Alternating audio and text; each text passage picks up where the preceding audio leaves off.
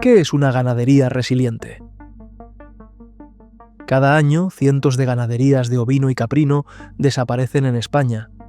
¿Sabías que estos rebaños aportan enormes beneficios económicos, sociales y ambientales? Por eso, respaldar su viabilidad y continuidad es imprescindible.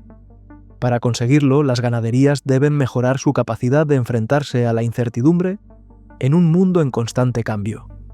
Es decir, fortalecer su resiliencia.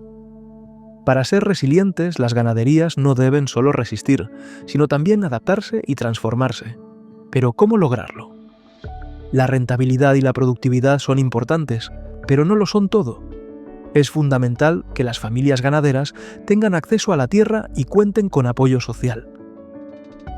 Diversificar el manejo, la producción y los canales de comercialización permiten tener alternativas en caso de dificultades. Mantenerse conectados dentro y fuera del sector facilita el acceso a información clave para tomar mejores decisiones e innovar. Ser parte activa del territorio, tejiendo lazos con la comunidad y aprovechando de forma sostenible los recursos locales, hace que las ganaderías sean más autosuficientes y menos dependientes de los mercados externos.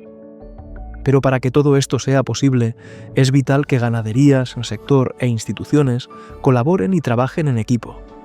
Si queremos que la ganadería de ovino y caprino tenga futuro, debemos actuar ahora, fomentar la resiliencia, impulsar el cambio y apoyar a quienes mantienen vivo este sector.